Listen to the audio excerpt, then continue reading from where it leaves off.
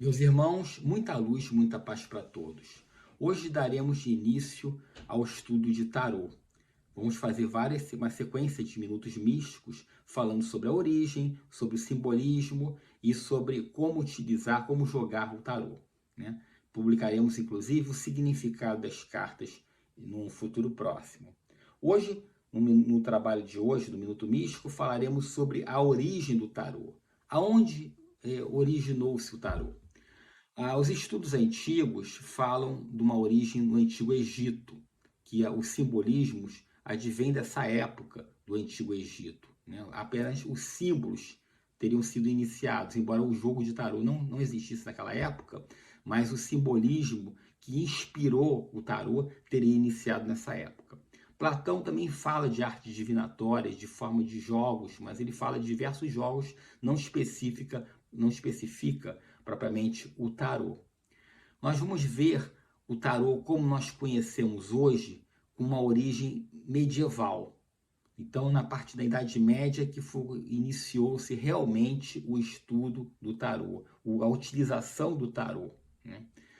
Inicialmente, eles foram criados como estudos místicos, né? Os arcanos, com lâminas, como simbolismos místicos, e depois passaram muitas vezes para jogos de, de entretenimento, mas isso falaremos depois.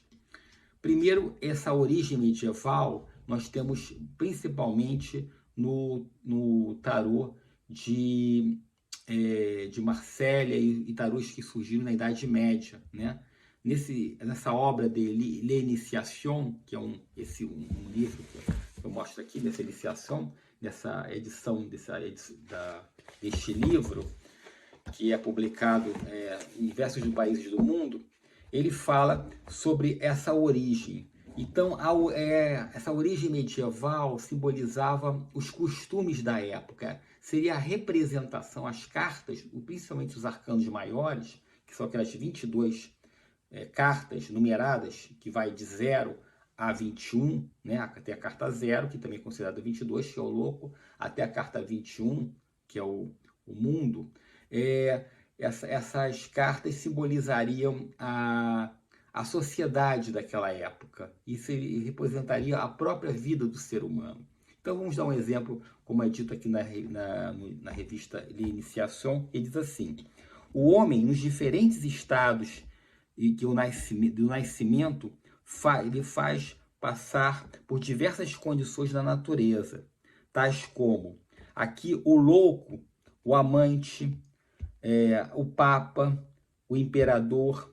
O homem, seja qual for a sua situação social, deve fugir do diabo, que é a carta do diabo.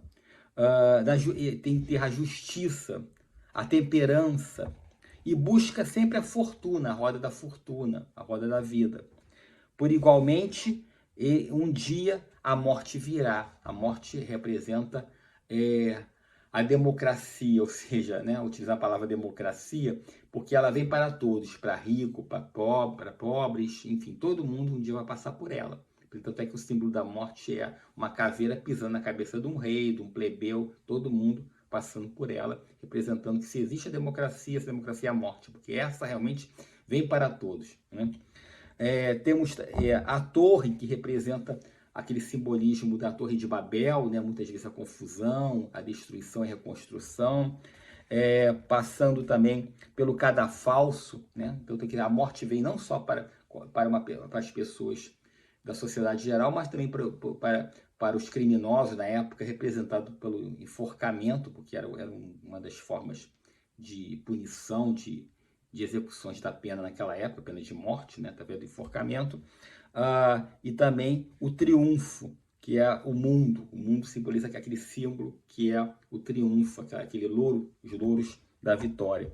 E depois temos também o julgamento, que é o dia do juízo final, em que todos iriam para algum lugar, ou iria para um lugar divino, um céu, ou para um lugar mais pesado, como o inferno, né? Então, o julgamento representa aquele juízo final em que, no Antigo Egito, seria a deusa Maat, que ela pesaria, botaria a pena num grau da balança e o coração do homem na outra parte da balança, e via se o coração fosse, a pena e o coração fossem iguais, simboliza que a pessoa espiritualmente estava própria para ir para o mundo espiritual elevado. E se a balança fosse desequilibrada, é que a pessoa, muitas vezes, a pena pesava mais que o coração, então significaria que a pessoa tinha a consciência pesada e ela iria para o mundo mais pesado. Então, o que é muito importante também é que o chamado o céu e o inferno representaria a consciência do ser humano,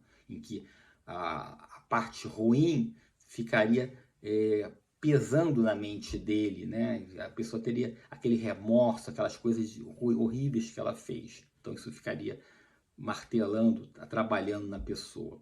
Então o grau de céu e inferno seria o estado de espírito em que a pessoa estaria envolvida quando estivesse fora do corpo, né? Então essas simbologias o louco, que era o bufão do reino, né?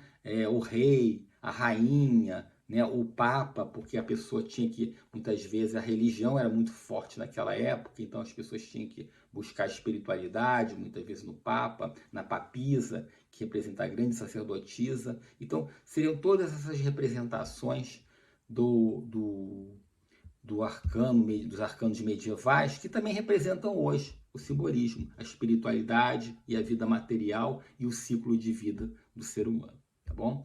Então, esse foi o Minuto Místico de hoje, e na próxima semana daremos continuidade falando também sobre significados e jogos de tarô. Luz e paz para todos, até o nosso próximo encontro. Meu Namastê.